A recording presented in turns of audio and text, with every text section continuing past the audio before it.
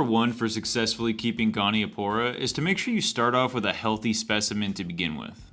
Goniopora can take a little bit longer than most other corals to rebound once they start going downhill, so it's important that you're picky when selecting your new Gonies.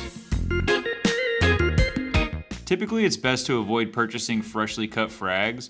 Ideally, you'd like to see some signs of growth, such as encrusting onto the frag plug. This can be easier said than done, as a lot of Gonies don't grow particularly fast, especially the micro varieties. It's really important to ensure that the coral is not bleached or faded in color, and that the polyp extension is adequate for that variety. Red and green are definitely the most common colors for Goniopora, and you can expect to pay quite a bit more for specimens with multi-colors or ones that are considered rainbows. Goniopora have one of the most drastic differences between their fully open and closed states. Some tentacles can reach up to 6 inches or more when fully inflated, and when they close up you don't see any flesh at all, just the color of the tip of the tentacle poking out of a baseball-shaped skeleton. This is an incredible natural defense mechanism to protect its flesh from fish who may get a bit nippy. Goni are also super variable, with some micro varieties reaching less than an inch tentacle length fully open. As a result, this makes acclimation a bit less tricky for Goniopora in our opinion. It is recommended to dip Goniopora for pests. The main thing that you're going to be looking for are flatworms, but wild Gonies can have all kinds of different worms and random hitchhikers, sometimes even living deep in the skeleton.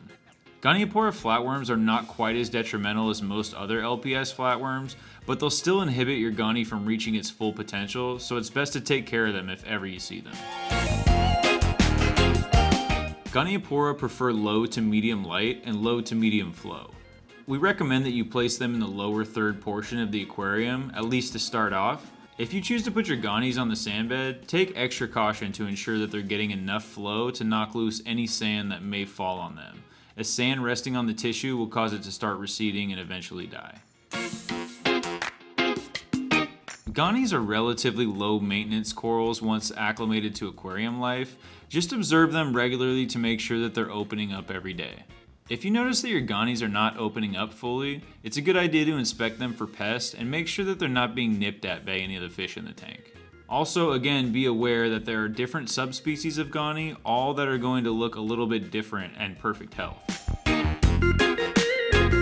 Gonies are not typically thought of as a coral that needs to be target fed, as they don't seem to display the same kind of feeding response to particulate foods as some other LPS corals. The main key to Goni seems to be more related to the elements in the water column and their concentrations, particularly manganese. We've had really good success with our Goniopora ever since we started running the Goni tanks with elevated levels of manganese and magnesium. Goniopora is not a very fast-growing coral in most cases, but under the right conditions, colonies can reach massive sizes. Most Gonies tend to grow in a mound or sort of a softball shape. For this reason, a bandsaw is really the only way to frag them. Gonies are also really interesting to frag because when you cut one open, you see a thick, white, pure calcium skeleton under the outer layer of flesh. All that calcium and all that 2-part or whatever you've been using to supplement for your tanks, you just keep dumping it in and wondering where it's all going. When you frag a big Goni colony, it really becomes clear that's where it's going, to build that calcium skeleton. Fragging Goni is pretty straightforward. The main thing is just to avoid cutting directly through mouths and to trim off the excess skeleton at the base of the frags so the tissue is closer to encrusting onto the base of the frag plug. This will give your frags a much cleaner look and a little bit of a head start. If you guys want to see more about fragging Goni, we have another video on this channel just about that.